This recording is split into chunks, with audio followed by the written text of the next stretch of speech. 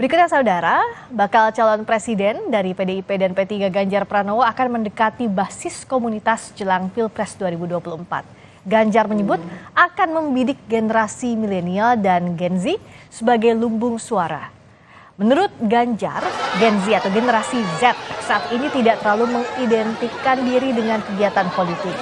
Generasi Z akan didekati dengan ruang ekspresi mulai dari urusan game hingga tarian.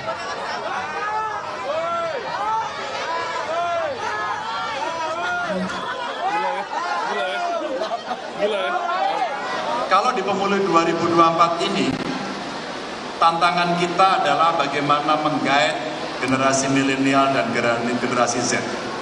Mereka butuh ruang baca, mereka butuh ruang ekspresi, menyanyi, melukis, menari, bersahabat, nongkrong, nge-game. Mereka butuh itu. Kita mesti hadir di sana. Tapi sebagian diantaranya stres. Mereka butuh konseling. Adakah akses-akses yang bisa kita berikan dari partai, dari tim Ganjar Pranowo untuk memberikan itu kepada mereka sehingga kita hadir sebagai solusi. Ini model kampanye yang sedang kita siapkan, yang saya kasih judul Nano Strategi.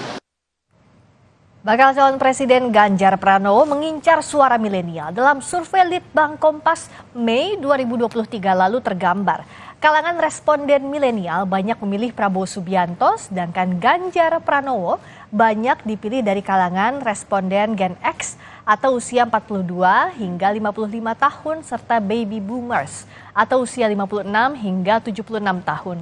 Di survei Litbang Kompas, Prabowo Subianto mendapat banyak pilihan dari kalangan responden Gen Z atau berusia 17 hingga 26 tahun. Elektabilitas Prabowo Subianto di kalangan generasi Z 32,7%, sementara Ganjar Pranowo 24,5% dan Anies Baswedan 10%. Prabowo Subianto juga banyak dipilih oleh responden Gen Y atau usia 27 hingga 41 tahun. Elektabilitas Prabowo Subianto mencapai 23,9%, sedangkan Ganjar Pranowo 23,1% dan Anies Baswedan 15,1%. Sementara Ganjar Pranowo banyak dipilih responden kalangan Gen X atau usia 42 hingga 55 tahun dengan elektabilitas 22,5%. Di pemilih Gen X, elektabilitas Prabowo Subianto 20,5% dan Anies Baswedan 15,6%. Ganjar juga banyak dipilih responden baby boomers, yaitu usia 56 hingga 76 tahun dengan elektabilitas 18,4%. Prabowo dipilih kalangan baby boomers sebesar 16,3% dan Anies Baswedan 12,8%.